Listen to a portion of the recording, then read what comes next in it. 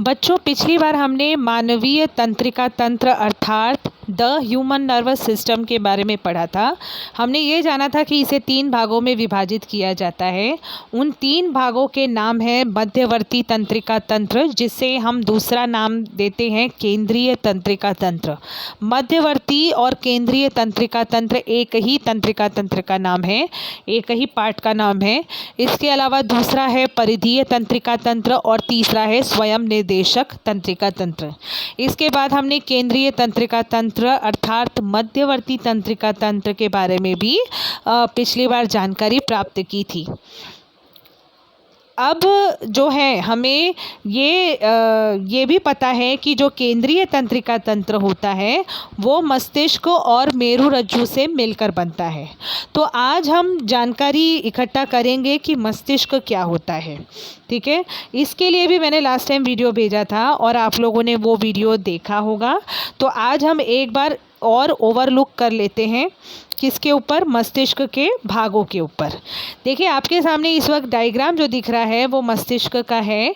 ये देखिए जो मस्तिष्क है ये जिन भागों से मिलकर बना है उनके नाम है प्रमस्तिष्क, अनुमस्तिष्क, मस्तिष्क पुच्छ और मेरुरज्जु।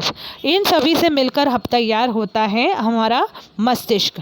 जब एक एडल्ट इंसान होता है यानी कि एक वयस्क मानव होता है, उसके मस्तिष्क का जब आप भार लेते हो तो उसका भार लगभग 1.5 किलो के आसपास यानी 1300 से 1400 ग्राम तक होता है। आपको पता है 1500 ग्राम मतलब 1.5 किलो, तो 1.5 किलो से थोड़ा कम 1300 से 1400 ग्राम के लगभग मस्तिष्क का भार होता है। और हमारा जो मस्तिष्क होता है वो 1 लाख नहीं, 100 लाख नहीं, 100 अरब नहीं, 100 खरब तंत्रिकाओं से मिलकर बनता है। कितनी तंत्रिकाओं से? 100 खरब तंत्रिकाओं से मिलकर बनता है हमारा मस्तिष्क। अब जो मस्तिष्क का बायां भाग होता है यानी कि मस्तिष्क में जो लेफ्ट हैंड साइड का पोर्शन होता है बायां भाग, वो हमारे दाहिने भाग को, शरीर के दाएं भाग को, और जो मस्तिष्क का दायां हिस्सा होता है वो शरीर के लेफ्ट साइड को यानी बाएं भाग को कंट्रोल करता है यानी उसका नियंत्रण करता है। जो बायां भाग होता है मस्तिष्क का वो हम जो बातचीत करते हैं, जो हम लेखन करते हैं, जो हम तर्क लगाते हैं, जैसे गणित वगैरह के सवाल में हमें तर्क लगाने होते हैं, तो ऐसे कार्यों में बायां भाग हमारी मदद करता है। और जो दायां भाग होता है वो कला क्षमताओं को नियंत्रित करने का कार्य करता है। जैसे कोई कला हो गई, नृत्य कला या चित्रकला, तो इस तरह की कला क्षमताएं जो होती हैं वो दाएं भाग की। इसीलिए तो कहते हैं कि क्रिएटिविटी, अगर दायां भाग जो है वो ज़्यादा परिपक्व हो तो ऐसे इंसान में क्रिएटिविटी बहुत मतलब ऐसे कलाओं में वो मनुष्य जो होता है वो पारंगत होता है। ठीक है, तो इस तरह से उल्टे, जैसे कि दाहिना भाग बाएं भाग के शरीर को और मस्तिष्क का बायां भाग दाहिने भाग के शरीर को नियंत्रण करने का कार्य करता है। तो ये होता है मस्तिष्क। अब हम बात करेंगे प्रमस्तिष्क के बारे में कि प्रमस्तिष्क क्या होता है। तो प्रमस्तिष्क जो है बच्चों, यह हमारे शरीर मस्तिष्क का, हमारे पूरे मस्तिष्क का अगर सबसे बड़ा भाग जो होता है वो यही होता है, प्रमस्तिष्क। ठीक है, तो ये 2 गोलों से मिलकर बना हुआ होता है। दृढ़ तंतु और नाड़ी क्षेत्र इन 2 अर्धगोलों को जोड़ते हैं। प्रमस्तिष्क क्या होता है? 2 अर्धगोलों से मिलकर बना होता है और इन 2 अर्धगोलों को जोड़ने का कार्य कौन करता है? दृढ़ तंतु और नाड़ी। तो इस तरह से हमारा जो प्रमस्तिष्क होता है वो तैयार होता है इन सब भागों से मिलकर। ये इतना बड़ा होता है बच्चों, प्रमस्तिष्क इतना बड़ा होता है कि ये 2/3 हिस्सा पूरे मस्तिष्क का ले लेता है। कहने का मतलब अगर आप पूरे मस्तिष्क को 3 भागों में विभाजित करो तो 3 में से 2 भाग जो है वो प्रमस्तिष्क अकेला व्याप्त हो जाता है उतने एरिया में। ठीक है, इसीलिए प्रमस्तिष्क को सबसे बड़ा मस्तिष्क कहा जाता है। तो ये होता है प्रमस्तिष्क। अब हम बात करेंगे अनुमस्तिष्क की। यानी मस्तिष्क के दूसरे भाग की। इसको इंग्लिश में सेरिबेलम भी कहते हैं। प्रमस्तिष्क को सेरिब्रम भी कहते हैं, अनुमस्तिष्क को सेरिबेलम कहते हैं। तो यह मस्तिष्क का छोटा भाग होता है। देखिए आपको यहाँ नज़र आ रहा होगा, ये है अनुमस्तिष्क। तो अनुमस्तिष्क हमारे मस्तिष्क का छोटा भाग होता है और ये पूरी तरह से खोपड़ी के पीछे की ओर होता है। आपको नज़र आ रहा है, देखिए पीछे का हिस्सा है, हमारे खोपड़ी के पीछे का हिस्सा है।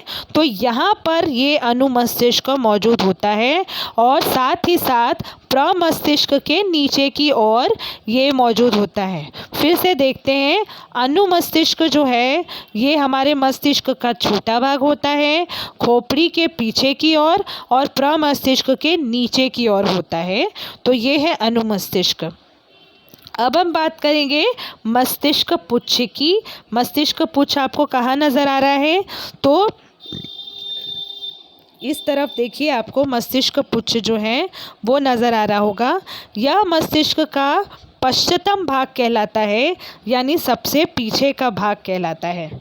ठीक है, यहाँ पर आपका देखिए तो मस्तिष्क जो है वो एंड की तरफ हो रहा है, इसीलिए ये पश्चिमतम भाग कहलाता है। और यहाँ पर आपको दो त्रिभुजाकार सम्मुखीय रचनाएं दिखलाई देती हैं, जिसे हम पिरामिड भी कहते हैं।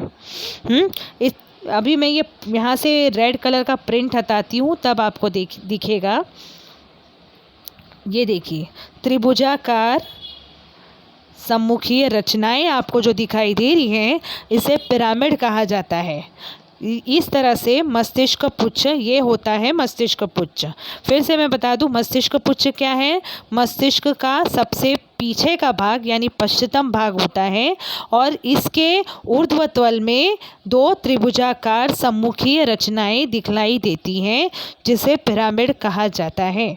जैसे कि यहाँ पर पिक्चर में आपको चित्र में दिखलाई दे रहा है।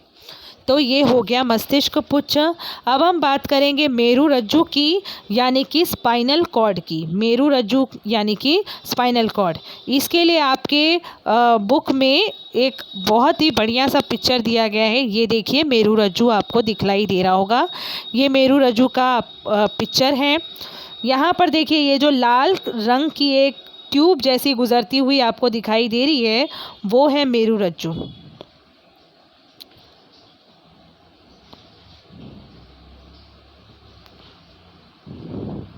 ये देखिए, आपको यहाँ पर रेड कलर की एक ट्यूब जो यहाँ नज़र आ रही है, ये मेरुरज्जु है। तो मेरुरज्जु जो होता है वो सेंट्रल नर्वस सिस्टम का ही भाग कहलाता है, जो कि कशेरुदंड आपको नज़र आ रहा है। देखिए यहाँ, इसको रीढ़ की हड्डी भी कहा जाता है। तो ये रीढ़ की हड्डी में स्थिर होता है कौन? अपना ये स्पाइनल कॉर्ड यानी कि मेरुरज्जु। और इसका जो आगे का और पीछे का जो हिस्सा होता है वो चपटा होता है। आगे का और पीछे का हिस्सा जो आपको दिखाई देगा वो कैसा दिखेगा? चपटे आकार का दिखेगा। और इसके जो पीछे का आकार होता है वो आपको रेशेदार तंतुमय जैसा दिखाई देता है, जिसे तंतुमय पुच्छ भी कहा जाता है। क्या कहा जाता है? तंतुमय पुच्छ। आप देखो डायग्राम में, आपको रेशेदार तंतुमय पुच्छ की तरह नज़र आ रहा है। तो ये होता है मेरुरज्जु, जो आपको यहाँ नज़र आ रहा है। इसे हम इंग्लिश में क्या कहते हैं? स्पाइनल कॉर्ड कहते हैं।